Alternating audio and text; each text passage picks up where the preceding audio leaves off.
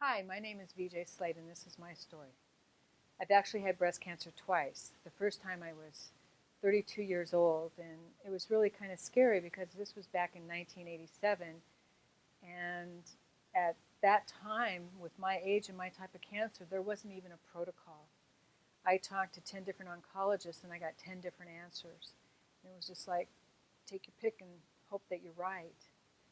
And what I didn't realize at the time is that breast cancer is not only a physical journey where you have to deal with the effects, the physical effects of treatment, of having surgery, radiation, and chemotherapy, but it's also an emotional journey. And it was very difficult on me, and my body was actually very ravaged from the effects of the chemotherapy and the hormone therapy. I was on hormone therapy for 10 years. And over the years, I recovered from it, and I was on hormone therapy for 10 years and realized that, okay, now it's pretty much over with. Little did I know that 23 years later, after my first time with breast cancer, I would have a reoccurrence. This time I was 55 years old when I had my reoccurrence. And so, having been there, done that, I knew how to do things a little bit differently the second time around. And I think it's really important to find a doctor that you trust. And I knew that I had time to be able to shop around and find a doctor that I really felt comfortable with. And I knew that the emotional support was really going to be important. The first time I had breast cancer, I didn't have a lot of emotional support. I was new to the area I was living in. I didn't have a lot of friends or family there. And I pretty much went through the experience by myself. And it was very difficult. And so when it came back, I knew I needed emotional support, and I sought that out through the cancer support community, Gilda's Club, where I live. And they were wonderful. When you have breast cancer, you go through several different phases. The first phase is your active treatment, where you're actually going through surgery, radiation, chemotherapy. You're seeing doctors all the time. You're having tests all the time.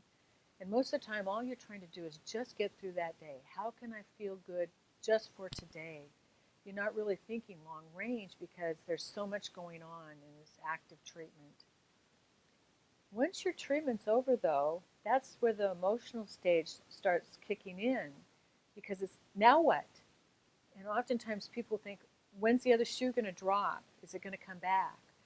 You're not seeing doctors all the time. You're not doing anything really active to stop the cancer. And so that can be a very frightening phase. And for me, that lasted for many, many years, just wondering if the cancer was ever going to come back. And so this time I got emotional support to help through that. Usually that emotional part lasts until you're over your part where you're out of remission and they consider you cured. But what I found out is with breast cancer, you're never cured. My breast cancer came back after 23 years, which is quite abnormal. But I reached out for the emotional support. The final phase you go into is you're a long-term survivor. And I really don't like that word survivor because that implies you just made it through something. You can survive almost anything. But I really consider myself a cancer thriver. Not only did I get through it, but I thrived. In spite of having cancer, I've lived a very full and wonderful life. I think that cancer teaches you many different things. One of the things that it taught me was that I needed to add meaning to my life.